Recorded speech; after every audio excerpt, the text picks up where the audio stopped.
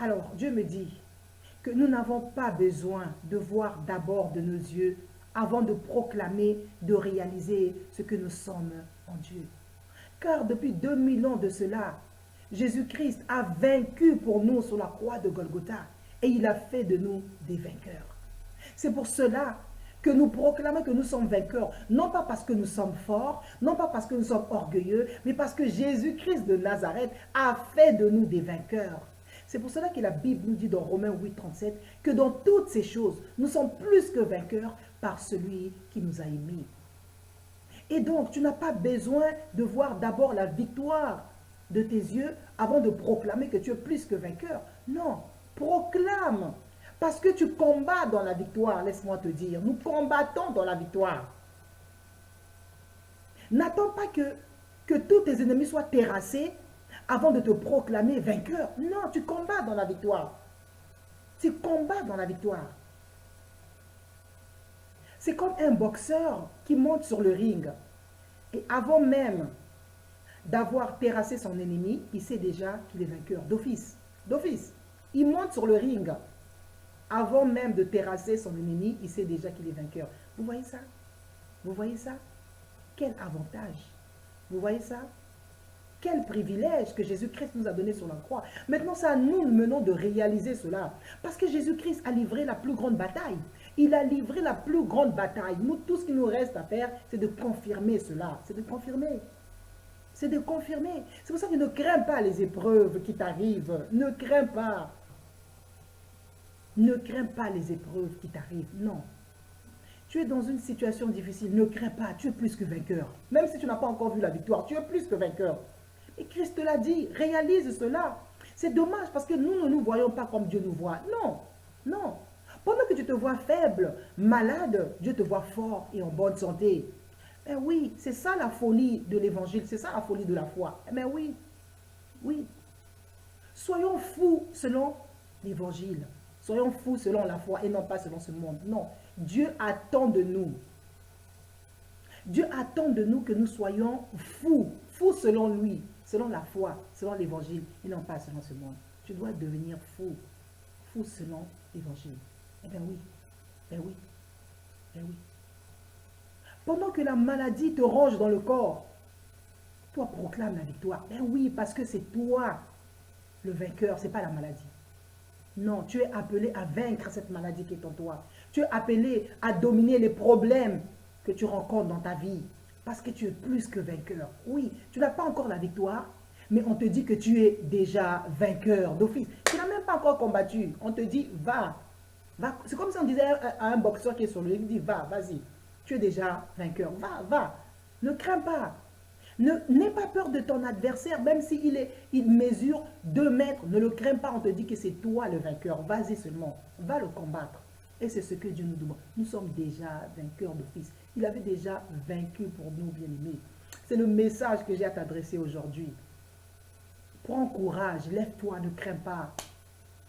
Kobanga et l'autre, comme on le dit en lingala, ne crains rien, tu es plus que vainqueur, mon frère, ma soeur. Et courage. Combien de versets dans la Bible où Dieu n'arrête pas de nous dire « Prenez courage ». Prenez courage. Une personne courageuse, c'est une personne qui ne pleure pas, qui ne se plaint pas, mais qui a l'assurance. Oui. C'est pour ça que Dieu nous dit « Prenez courage ». Parce que, voyez-vous, Dieu n'aime pas les gens qui se plaignent. Non. Parce qu'une personne qui se plaint, c'est une personne... C'est comme s'il était en train d'élever son ennemi. Comme s'il était en train de dire à son ennemi, viens, je suis faible, viens m'attaquer. Oui, comme si tu étais en train de donner les armes à ton ennemi pour qu'il vienne t'attaquer. Ben oui, une personne qui a peur, bien sûr, c'est pour ça que Dieu n'aime pas la peur. C'est pour ça que Dieu n'arrête pas de nous dire, prenez courage, ne perdez pas courage. Bien que le monde soit dur, difficile, mais... La Bible dit que dans toutes ces choses, nous sommes plus que vainqueurs. Même si tu n'as pas encore vu la victoire de tes yeux, sache que tu es vainqueur. Ne baisse pas les bras. Ne baisse pas les bras. Ne baisse pas les bras. Parce que la seule façon pour toi La seule façon pour toi de confirmer la victoire que Jésus-Christ a remportée sur la croix, c'est de ne pas baisser les bras, c'est de continuer à persévérer, de continuer à croire, c'est de continuer à te battre. Même si ton ennemi te met une fois par terre, sache que c'est toi le vainqueur. Même s'il te met 2 fois par terre, sache que c'est toi qui finiras par gagner.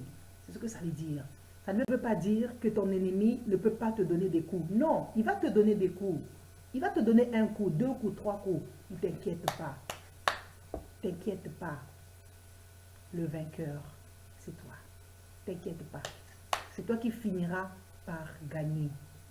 C'est ce que Dieu me demande de vous le dire. Prenez courage. Nous voyons par exemple l'histoire de Gédéon dans la Bible. Dieu vient apparaître à Gédéon, lui dit, vaillant guerrier. Et Gédéon est surpris, il dit, mais tu m'appelles vaillant guerrier. Qui j'ai vaincu, Seigneur, pour que tu m'appelles vaillant guerrier? Pendant que lui se considérait faible, sans force, Dieu voyait en lui un vaillant guerrier. Un vaillant guerrier. Il a fallu que Dieu vienne lui dire, vaillant. Pour t'appeler vaillant guerrier, héros, héroïne, Dieu n'a pas besoin d'abord que tu puisses terrasser tes ennemis. Non, non, devant Dieu, tu es d'office héros, tu es d'office héroïne. Oui, devant Dieu, mon frère, tu es un héros. Devant Dieu, ma soeur, tu es une héroïne. Et pour cela, Dieu n'a pas besoin d'abord que tu puisses terrasser tes ennemis. Non, tu es d'office vainqueur, tu es d'office héros, tu es un héros de Dieu, tu es une héroïne de Dieu. Tu es un héros de Dieu, tu es une héroïne de Dieu. Et pour cela, Dieu, ça lui suffit parce que c'est comme ça que tu es. Et c'est ce qui va s'accomplir dans ta vie, héros, héroïne. Prenez courage, le monde est dur, mais nous avons la victoire. Ben oui, c'était trop facile, trop beau aussi, s'il n'y avait pas de problèmes. C'est quelle vie? Oui, il faut qu'il y ait des problèmes pour que la victoire arrive, pour que le triomphe arrive. Si on vit dans un monde où il n'y a pas de problème, on n'allait jamais vivre ce qu'on appelle le triomphe. On n'allait jamais vivre ce qu'on appelle la victoire. Il faut bien qu'il y ait des problèmes pour qu'il y ait des triomphes, pour qu'il y ait des victoires. J'espère que ce message va vous booster, va vous aider à vous accrocher en Dieu, dans le Seigneur Jésus. Continuez à croire, à persévérer, à combattre, parce que qu'on le veuille ou pas, c'est vous qui avez la victoire. Et n'est-ce pas, on le dit souvent que mieux vaut la fin d'une chose que son commencement. Et sachez-le que les premiers seront les derniers et les derniers seront les premiers. Même si aujourd'hui tu es dernier, mais le match n'est pas encore fini, t'inquiète pas, tu es encore en vie, tu es encore en vie. Et tant que tu ne vas pas vaincre, le match ne va pas finir.